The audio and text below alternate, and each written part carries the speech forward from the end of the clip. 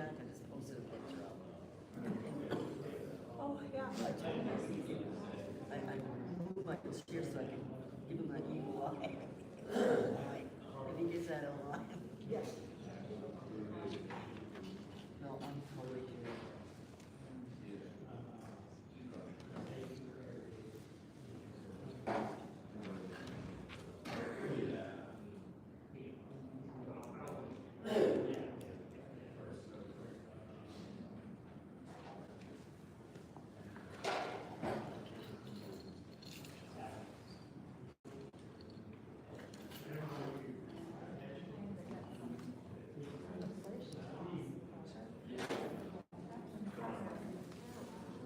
About what?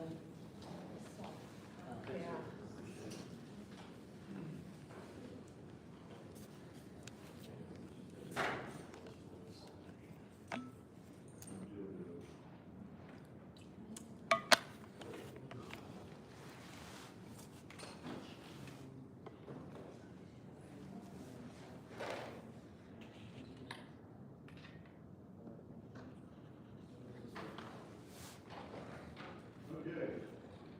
We also will be able to start at 12 o'clock sharp. What do you know?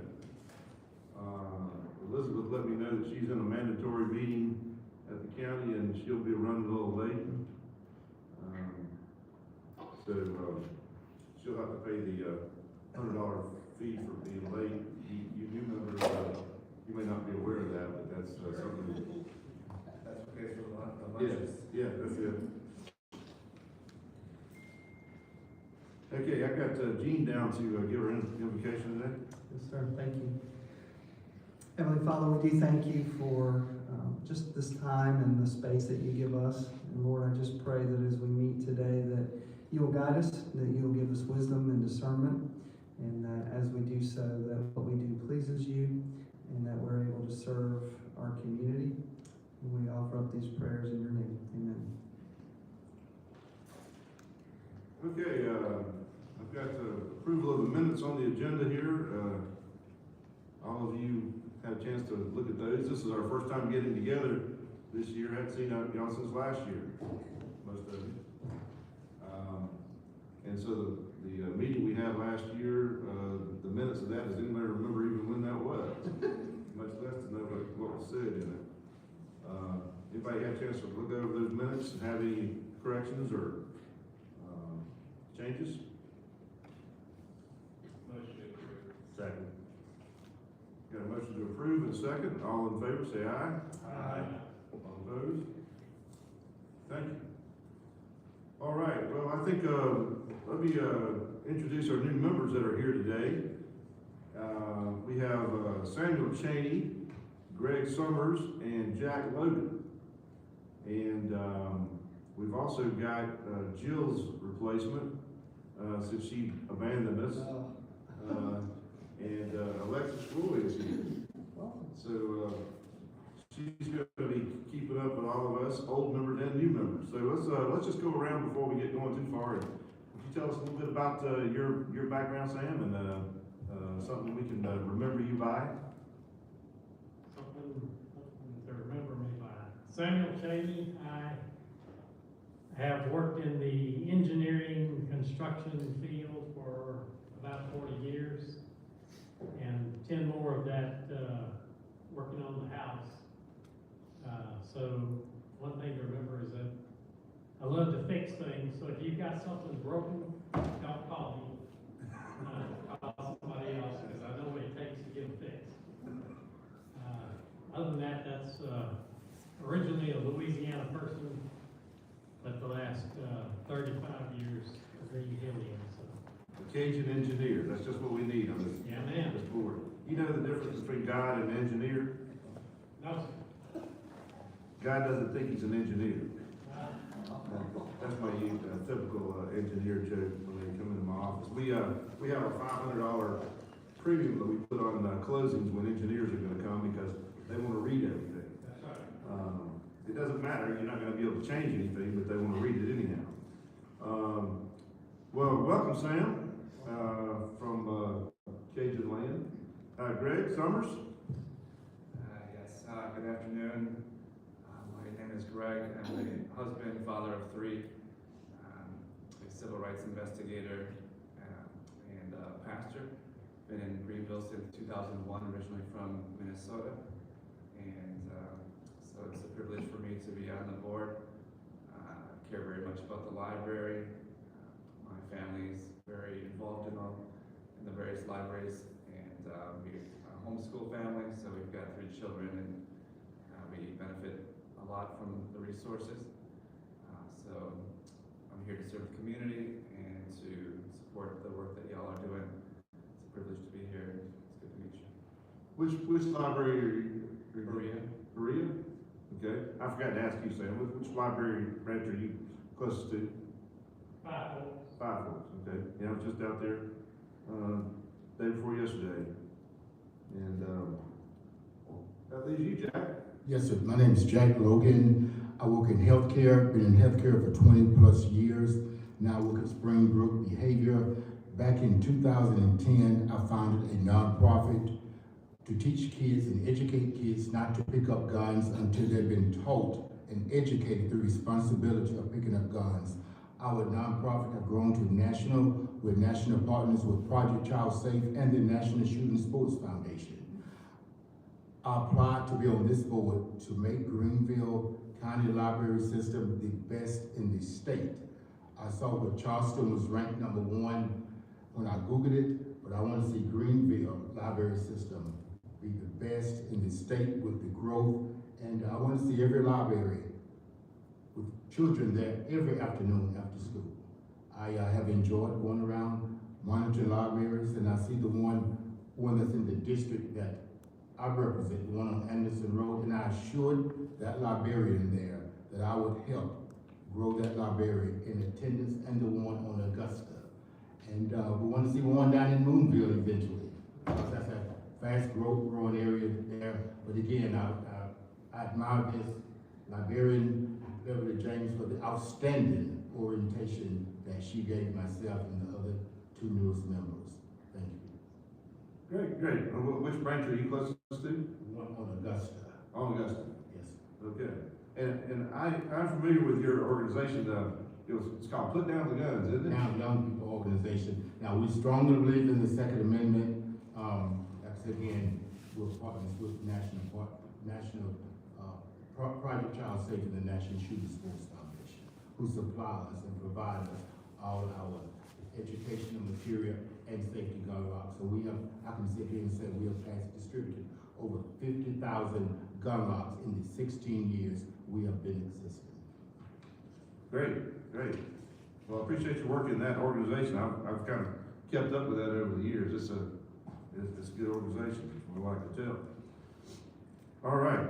Well, we talked long enough for Elizabeth to show up, and we decided to wait and let you open us up in prayer. So we'll skip. She's already done that. Okay, we'll go right to the Finance Committee report.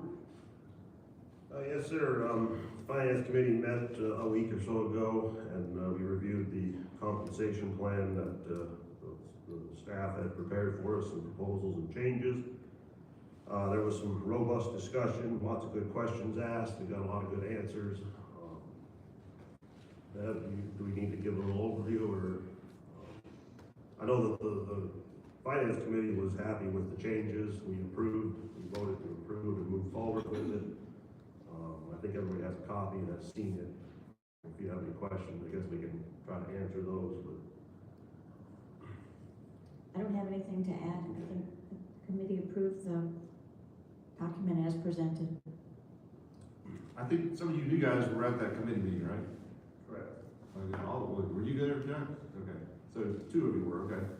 So, did you guys, get all your questions answered? I know you were you part of that committee? I can't remember who did No, I'm that. not part of the committee. That was that. Yeah. So, was everything clear at the meeting, you understand? Yes. Good.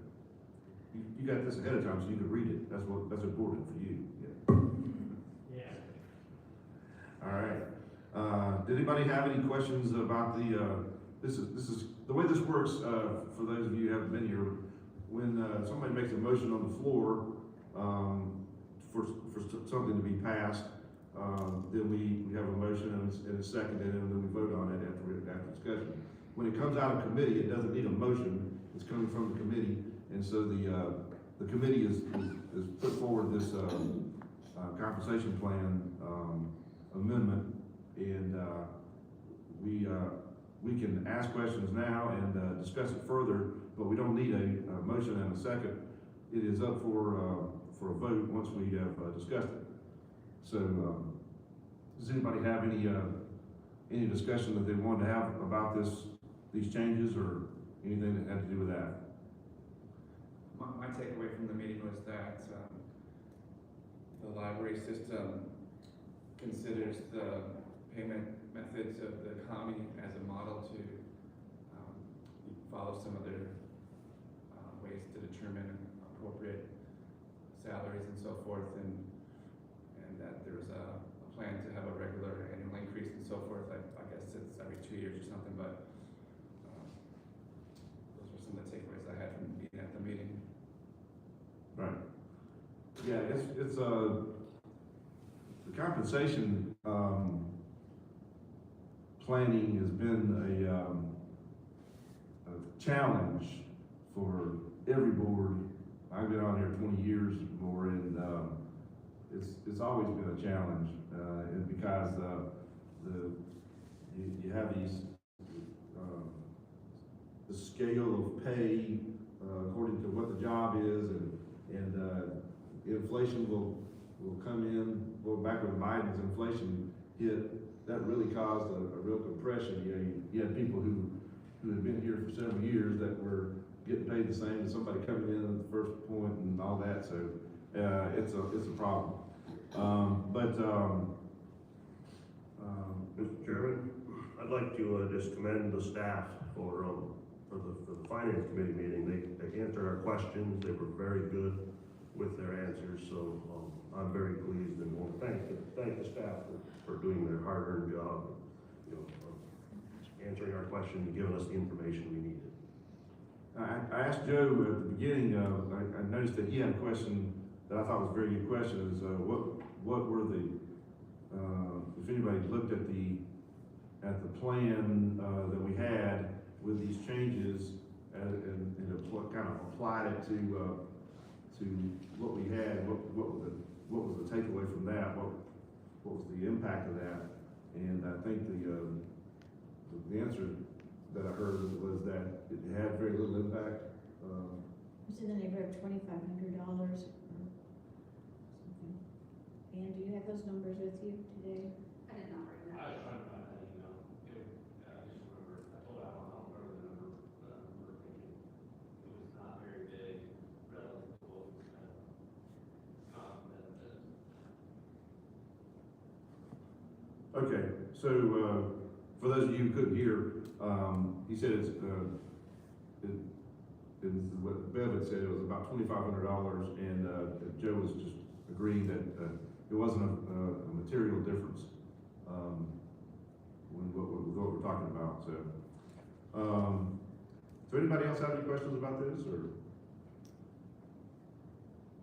I brought this up at the meeting, I'll bring it up again. I think I'm still always gonna wonder about not increasing the base pay year over year, but I know you and Ann had said at the meeting that you believe that moving it to every 2 years from every 3 years will help with recruitment. So I'm absolutely satisfied to wait and see if that improves that. How does that work? Why does it work better for every 2 or 3? And do you want to answer that question? Sure. You need a microphone? Sure. Yeah, because, we used to do it years ago, every year. We added whatever the annual increase percentage was that was approved by the board, we added that to our starting minimums. And what happened over many years is that we started experiencing pay compression where, employees who had been here for 3, 4, 5 years were then making very close to what a new employee was making. And so we had compression issues to deal with.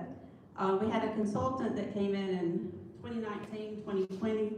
They recommended that we started adding the increase to the starting minimums every 3 years And so that's what we were doing for a while. But then because of the increase in the cost of employment, we started falling behind in market value. So we're kind of looking for middle ground. That's why we used to do it every year. So then we were doing it every 3 years. So we thought, well, let's start doing it every 2 years and see how that plays out. And the 2 years has been a little more, a little easier to deal with, the compression problem. Well, that's what we're hoping. I mean, we've been doing it every 3 years, which has helped with pay compression. It certainly hasn't been as great, but we're hoping that every 2 years will kind of level us out in between pay compression and still, remaining competitive in the market. Okay. So you ran some test numbers based on 2 years, and based on that, you thought it was a little bit less compression and a little bit more on the market building side? Right, yeah. Okay. Anybody else have any questions for Ann? Ann is over HR for you guys. So that's Yeah, my. I think I met most of you when you came, yeah. Thank you. Don, do you have anything you want to add? No, I think it's all been covered. Okay. All right. Well, if there's no further discussion, I'll call the question here, and we'll go ahead and vote. All in favor of the Finance Committee's recommendation for the changes to the plan, say aye. Aye. All opposed? Unanimous. Thank you. Okay.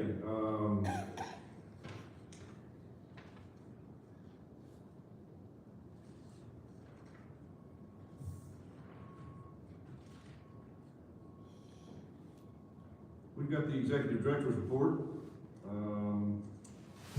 Take it away. The FY '27 budget preparation schedule, Alexis is gonna pass that out to you now. Just wanted to share that with you. We're about halfway through the process, at least on the list, but there's still a long ways to go.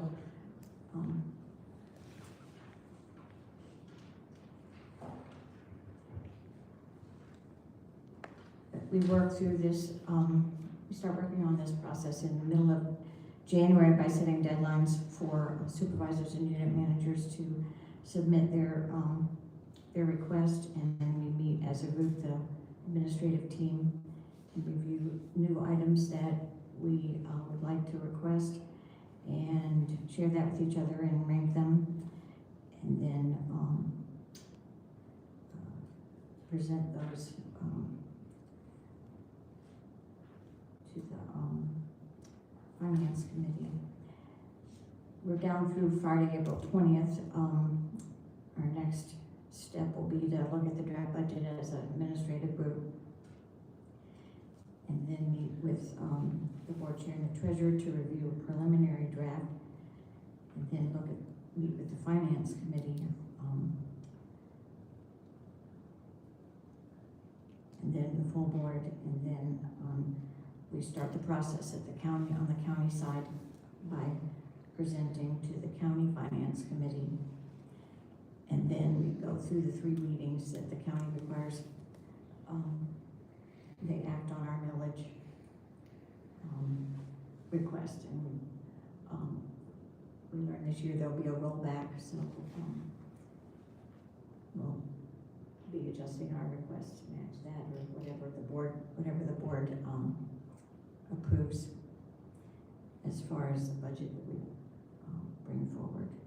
Can I make one request? Can we share on March 2nd or 3rd, can we go ahead and share the draft with the Finance Committee? Only because the way this, and I realize it's timeline study, but Finance Committee was gets the budget 3 or 4 days before we got to vote on it. So I think it could be helpful if we could. I realize it's still got to be, that's when the meeting happens with board chair and treasurer. But I think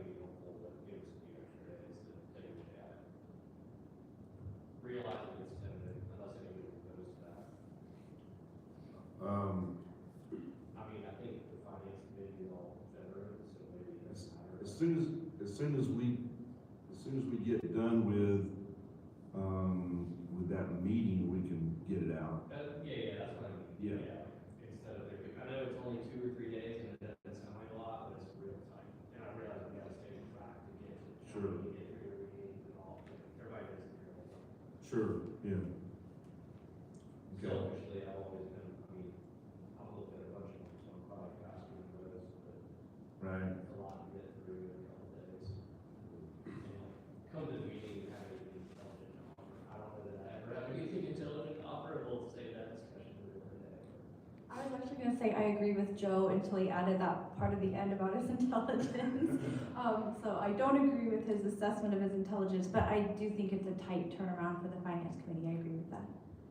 And I also don't, like, I think Liz and I both, and I think most people on the board, we don't want anybody on the staff to feel like we're like playing gotcha games. We would rather give you our questions before the meeting and all that kind of stuff, so it's very difficult to do that, when there's only like a 3-day window, but it's 20 days long, so, anyway.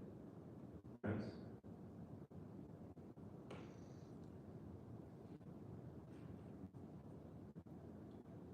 Is anybody, oh, go ahead.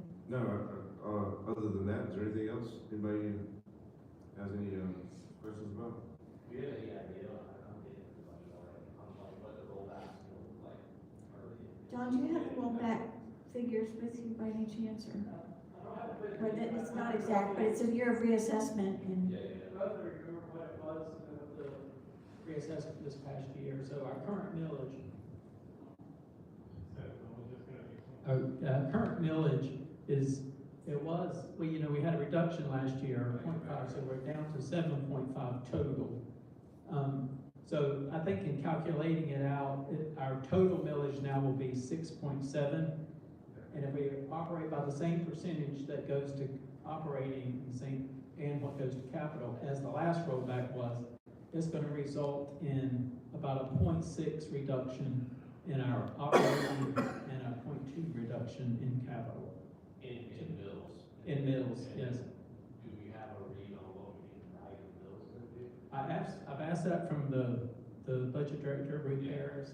She likes to share that at the end of February. I've asked her for a preliminary number, a preliminary one now, because we want to get a preliminary budget out there. I feel sure I'll get a value from her, but we will get a more precise value after she's closed out February, so we can get exactly what that was. For some of the new board members, the reason the county does this rollback is when they do a reassessment, you cannot benefit from a windfall. We can't receive a windfall and a tremendous increase in our taxes just because people's property values have gone up. So we got more of a property base, and we would be getting a lot more money. So they roll our millage back, so they lower our millage, so we're still gonna get roughly the same amount of funds that we would have gotten. It's just rolled back to account for the increase in the property values. This is based on state law that was passed several years ago. It's done every 5 years. That's right, reassessment every 5 years. Somebody else can spend your property tax dollars instead of the It always bothered me that, that the property values go up, you know, a place sells for a lot of money, and we're, as before, like a new house being built on a lot, you know, that lot was worth X. And after it sells, after a house is built on it, it's worth 10X. And they apply the millage at 10X, for that property, and they do that for the next, if you built it in the year that the assessment happened, it would be applied for the next 5 years, and that extra money, it goes to what you said just a minute ago was kind of what Don said. You can't benefit from a windfall, but we have a benefit from a windfall for anything any increases in property values that show up on the books during that time.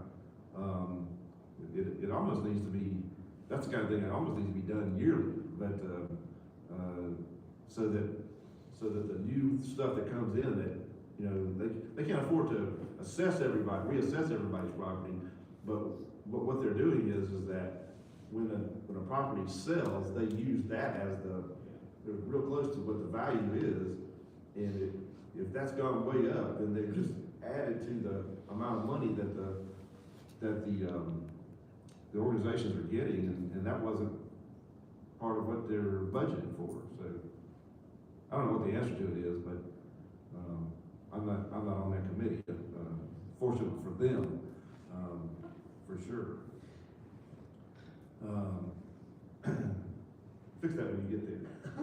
That's right. Yeah, I think you've always benefited from like a appreciation of the value, because Yeah. the last decade, especially, property tax values.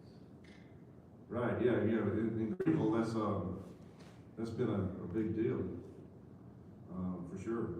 The growth that we have, we just, it just shows up as more and more money. Okay, how about the downloadable materials?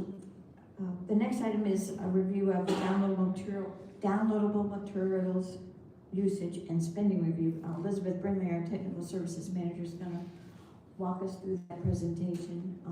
You guys may want to turn around and be on this side over here.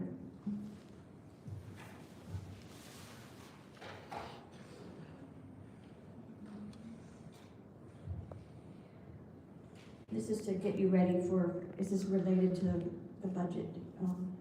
We'll be asking for more money based on we are experiencing. So this is just to give you guys kind of an overview of what we are seeing in terms of the usage. Let's get her a mic. Yeah. Grab their mic.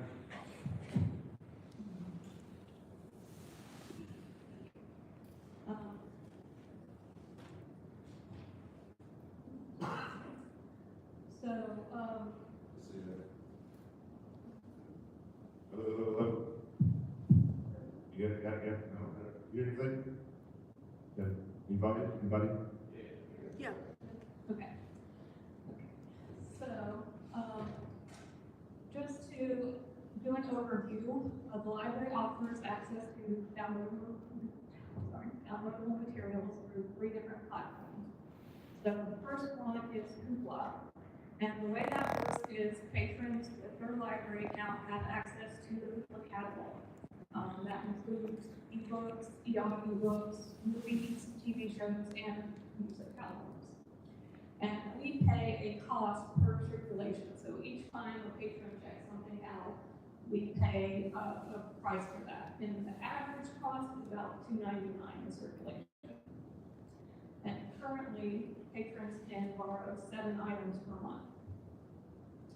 Our next platform is Overdrive or Libby.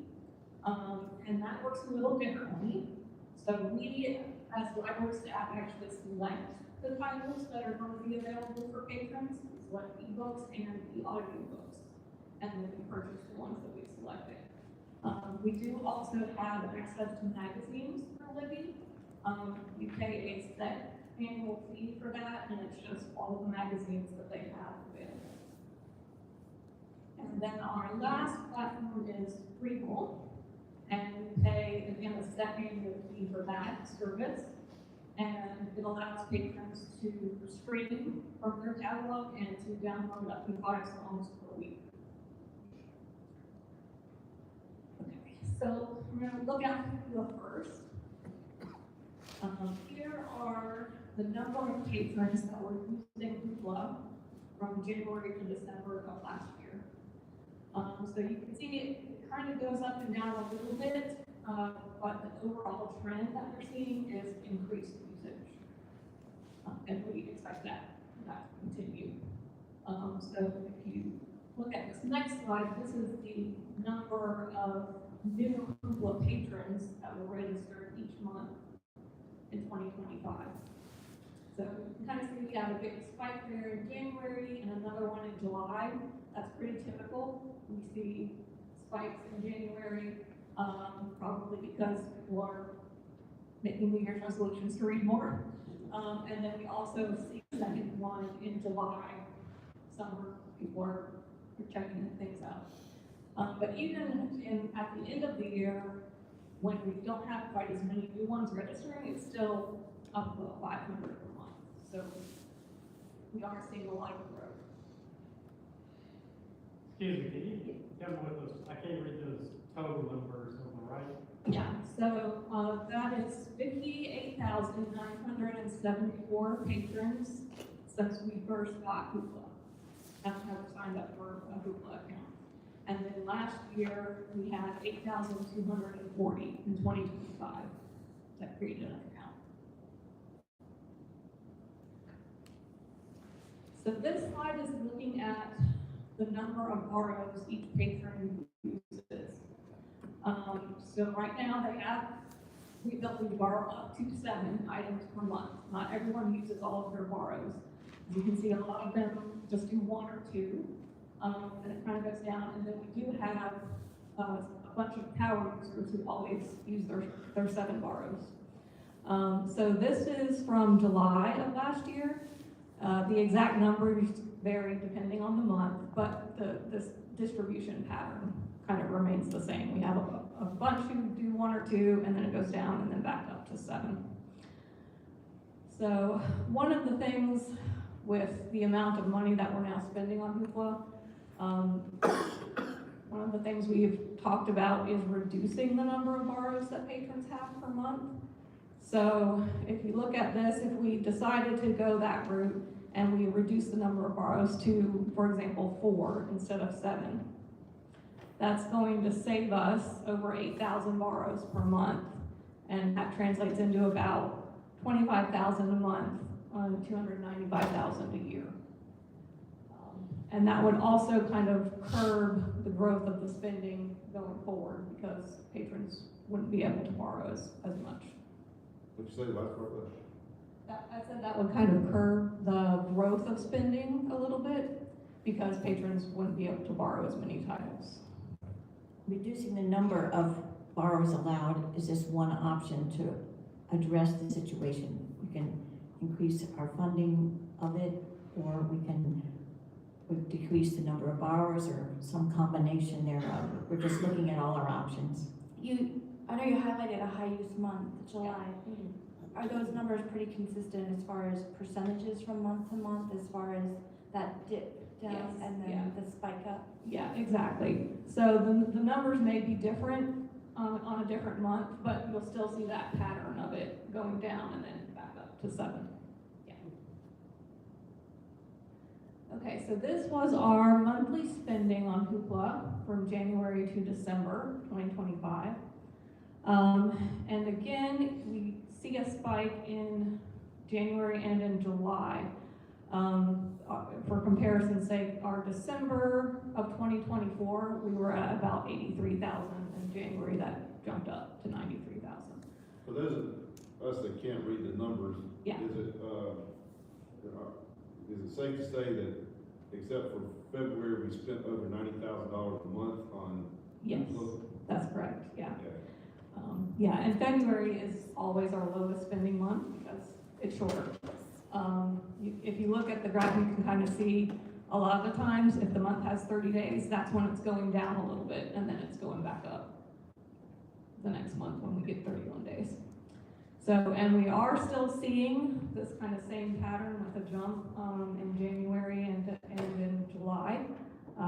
Our spending for last month, January of this year, was $108,000.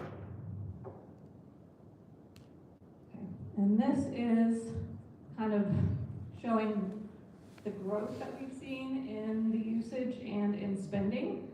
So the first one over there is fiscal year 2018. And you can see we went up, we kind of plateaued for a couple years, and then lately we've just been going up.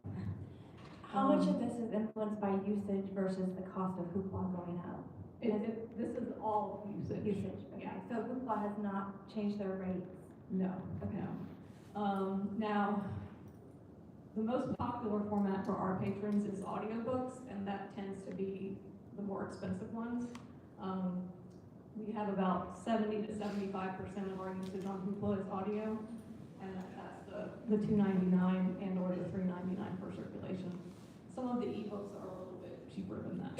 It averages out to about $2.99.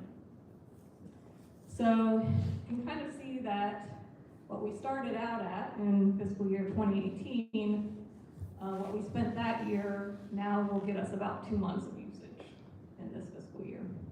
So, okay.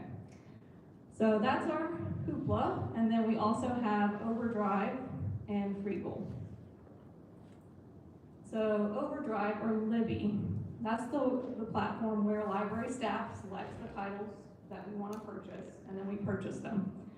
Unfortunately, the way it works with e-resources, it's not quite the same as it is with physical items, where if you buy a book, you have that book forever until you throw it out. But that's not how it works with most of the ebooks and e-audiobooks. So they have different lending models. The first one there, one copy, one user, that works the same as a physical item would. We purchase it, it's ours forever.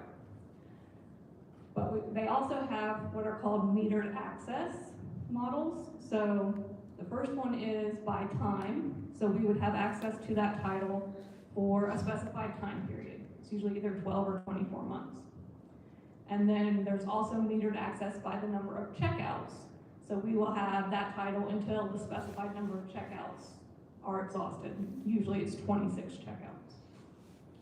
So if we still want to have access to those titles, once the time has elapsed or the checkouts have been used up, we have to purchase them again.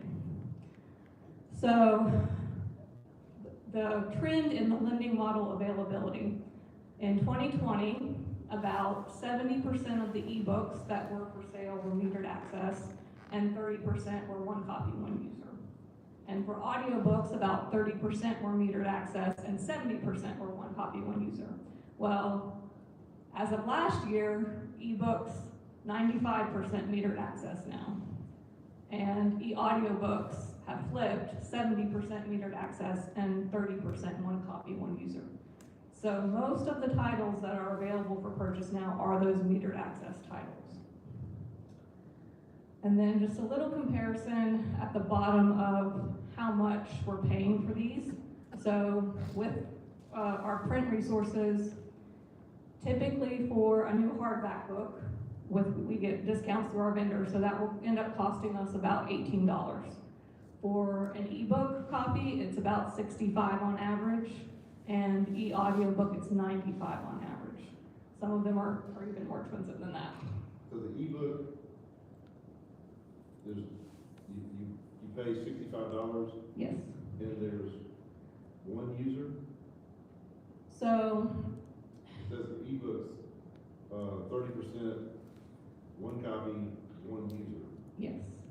So that's the model that would work the way a physical book is. Like, we've purchased it, we have it. It can go out to one patron, and when they're done with it and return it, goes out to the next one. Okay, so it's misleading that one user is multiple users, but Yes, one at a time. one at a time, exactly, yeah, yeah. And metered access is still one at a time, but then at the end of that time period, or the end of those checkouts, you have to purchase the title again. So, because we have such... I'm sorry. Yeah. Do you have to, on the ebook, you keep it for, once you buy it, you don't have a meter, right? No, well, it depends on the lending model. So the lending model is set by the publisher, so they can decide, okay, here's this ebook, we're gonna either give it to you under that first lending model, where you buy it and then you have it, or we're gonna give it to you under one of those other two lending models, where you buy it for 24 months, or you buy it for 26 checkouts, and then you have to purchase it again. So since we have such a high cost for these materials and also a high demand, we aren't able to fill holds at the ratio we do with print resources. So normally, print resources, we purchase at a 4-to-1 hold ratio. So if there are 5 holds on a title and there's only 1 copy, we would purchase a second title, a second copy at that point. But for the ebooks and the e-audiobooks, we typically are only able to fill out a 10-to-1 holds ratio. Sometimes it's even higher than that because we have such a high demand. This looks like an excellent, artificial intelligence problem that you would feed it the data that we have, and it would tell you, I guess you'd have to do it for each book, but it would tell you what would be the better way to buy that resource. Well, we in terms of the lending model, or? Yeah, you have a, if you run it in the computer, I mean, do you have on most books, do you have the choice of being the e-book or the e-audio book? Yes, I mean, generally they're available as both an ebook and an e-audio book. So we don't purchase as many e-audio books because they're more expensive. But yeah, typically both of those are available. So a lot of times we'll purchase an ebook copy first and see kind of what the demand is for that. If there's a large demand, we might also add the audiobook. Okay, so this is the number of patrons who were using Overdrive or Libby last year. So the graph kind of similar to the one for the Hoopla patrons. Same thing, goes up and down a little bit, but overall the trend is more users. And this is the number of new patrons who used Overdrive last year. So again, we've got our spike in January and our spike in July, and we actually registered a little bit more patrons for Overdrive than for Hoopla. It was 8,800 patrons, new patrons in 2020. Do we have a way of measuring why people get a library card, why they get a library card, if it's for audio or ebooks? I don't think we have a way of Ask. Okay. I just wonder We don't ask. if the increase in library card just kind of goes along with the increase in usage of ebooks. Yeah, I'm sure that it does. Yeah, because a lot of these would be patrons who had just got their card and now they're going to make an Overdrive account or they're going to make a Hoopla account and start using those resources. Because we have people that are reading both print and electronic or digital downloadables. Some are exclusively one way, some are both, so we never know. And And there's- tell by the uses in the circulation. Yeah, there's probably a lot of overlap with the patrons who are using Libby and the patrons who are using Hoopla. They're gonna go and get their Hoopla borrows for the month, especially those power users. And then they're also gonna check out stuff on Libby. Okay, our last platform is Freeble. Oh, I'm sorry, this may be an obvious question, the answer to it may be, why do we have both Libby and Hoopla? Because Hoopla is very, very popular. The draw of Hoopla for patrons is that you never have to wait to access the materials that you want. Because it's a cost per cert model, everything is always available. So, for example, if you went to Libby and you saw, oh, I can put my name on the list for the latest James Patterson, but my wait time is going to be 6 months, and then you go to Hoopla, you could get it now. So patrons really like that they don't have to wait in order to access those materials. And Libby's less expensive. Well, it depends. We do spend less on Libby than we do on Hoopla, but That's just because you can't get the book instantly. yeah. And because we don't fill the holds ratio like we do for print, so we can control our spending on Libby a lot easier than we essentially can't control the spending on Hoopla because it's just however many patrons check out whatever those items are. So we never know how much we're going to pay in a month until we get to the end of the month and get that bill, which is a little challenging from a budgeting perspective, especially at the end of the fiscal year. Okay, so Freegal allows patrons to download and stream music. We just pay a set annual fee. They can have unlimited streaming and they can download up to 5 songs per week, and those songs are theirs to keep. Those never have to be returned to Freegal. So in 2025, patrons streamed over 160,000 songs and downloaded close to 28,000.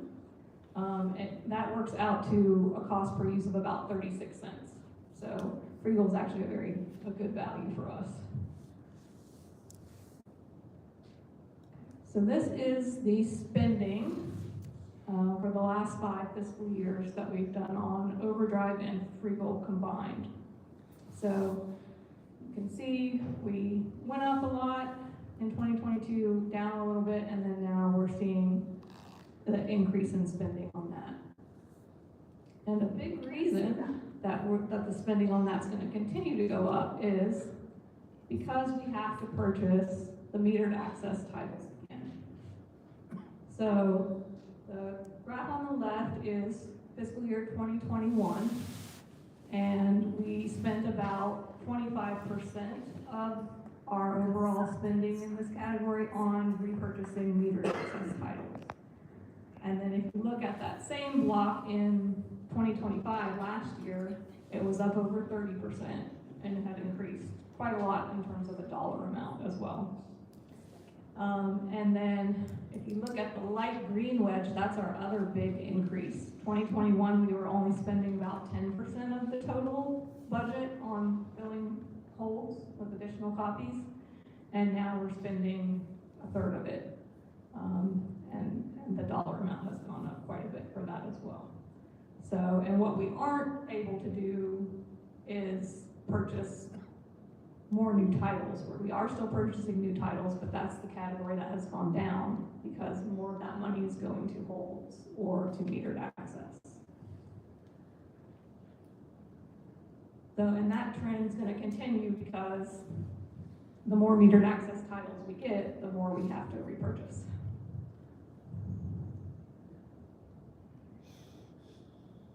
Okay, so then just want to put that into the context of the materials budget as a whole. So this was our spending by format from fiscal year 2021 to 2025. So Hoopla is that first dark blue bar. You can see it just kind of goes up, up, up. And the other downloadables is the light blue. That green one there is databases. That's basically stayed the same. Sometimes we'll go up a little, sometimes we'll go down. And then the last green bar is our physical materials. So you can see that as Hoopla starts going up, the physical material spending starts going down, so we have less money available for those materials. In 2025, the little orange bar is for our Blue Ridge opening day collection. So that was just pulled out separately. It's not the way we normally spend on physical material. So this is just to look at the percentages between 2021 and 2025. So Hoopla, you can see, has grown a lot. It used to be 18%, and now over a quarter. Databases stayed pretty much the same, but the Freegal and Libby, while the percentage is about the same, the dollar amount, again, has gone up. And then you can see how much the spending on physical materials has dropped as a result of these digital resources taking up more of the budget. And this is just a projection of what we'll be spending this fiscal year. So in 2021, we were about half and half. We were spending half on downloadables and digital resources, half on physical materials. This fiscal year, it's going to be more than 2/3 spent on downloadables and digital resources and less than 1/3 spent on physical materials. What are the databases? What did you guys do? So that's like, if you go to our web page, we have access to various databases, like if you wanted to look up legal forms, how to fix your car, anything like that. We have various databases and a lot of academic resources as well for students, and they're not physical, yeah, it's just access to the database.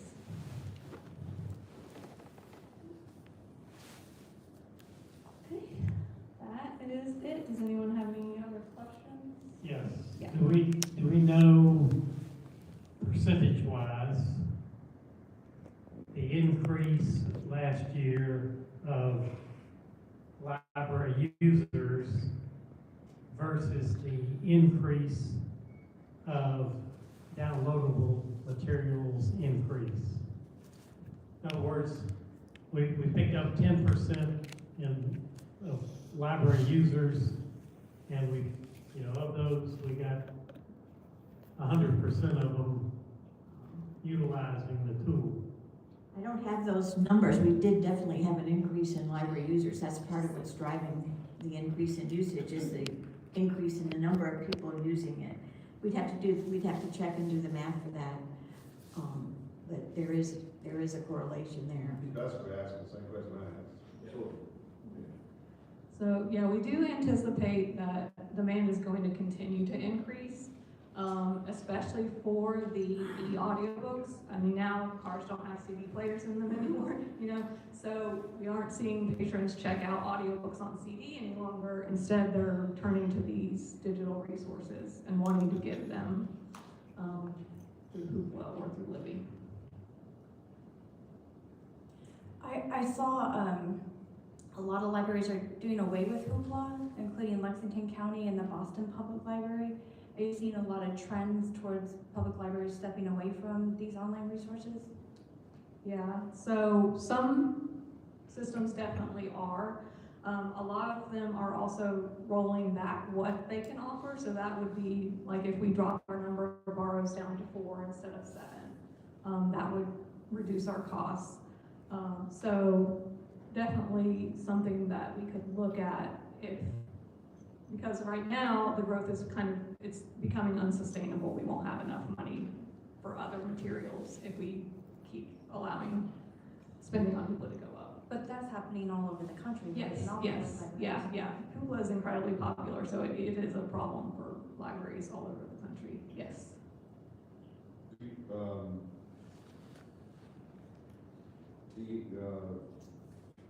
The spending, this may be a Bev question, but is the spending for the electronic, does that qualify for what we have to spend on materials, some of the mandatory spending? Yes, the money that we receive in state aid, we've been using the majority of that for library materials, and downloadables are considered library materials.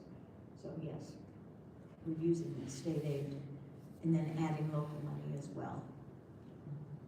Somebody else asked this, but can we look at how many unique users there are between the two platforms?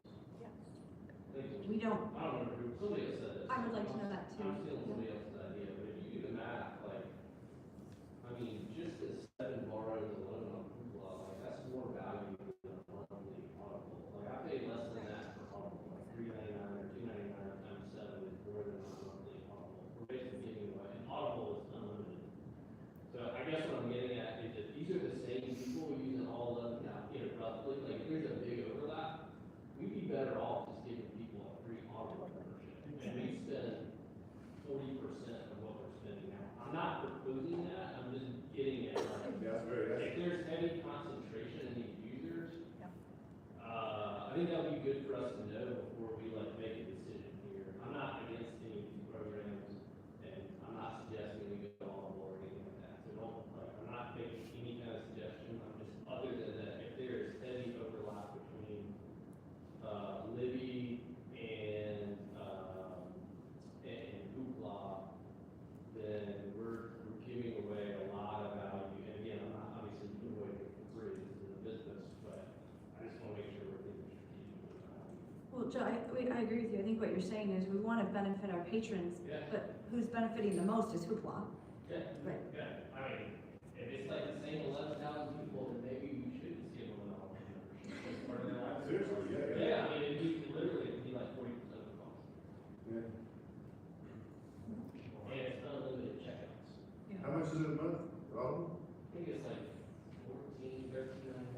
$14.99. So, for the top tier, whatever premium, I don't know again,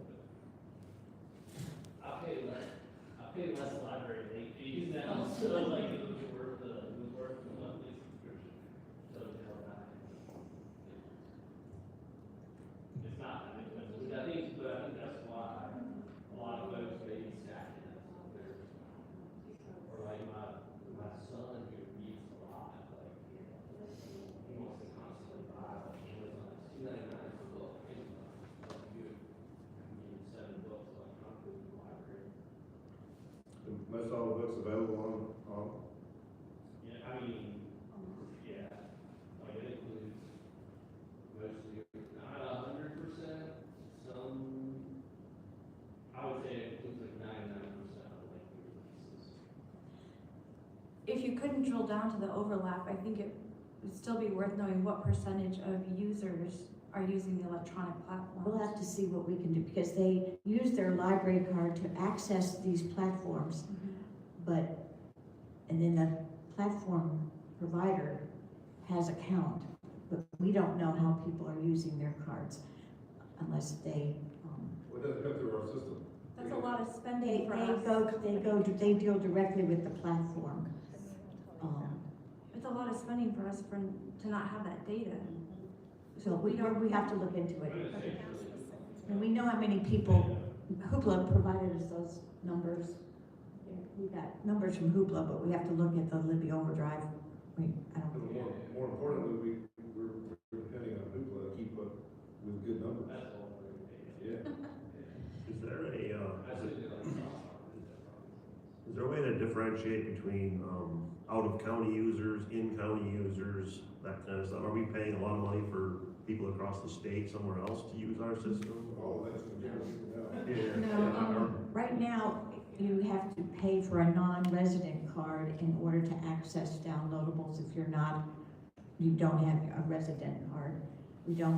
None of the reciprocal borrowing libraries that we work with, none of us allow other counties to use our downloadables. But if 100% of our non-county residents or card purchasers are using 100% of the services on there, Yeah, I had a question about that too, because I looked it up, and for a median income home in Greenville County, the cost for library with the millage is around $170, but an out-of-state user only pays $40 and they get the same benefits. So it's more expensive to be a library. And restricting something like that as well, we can look at that possibility. the Greenville County Library exists to support the Greenville County residents, not Right, anybody in America. If we could look at that. yeah, we can certainly look at that. I guess from a different perspective, obviously, vision impaired people have issues with printed material, and this is their only alternative that's not coming into a library and checking out. So I would see them also as using heavy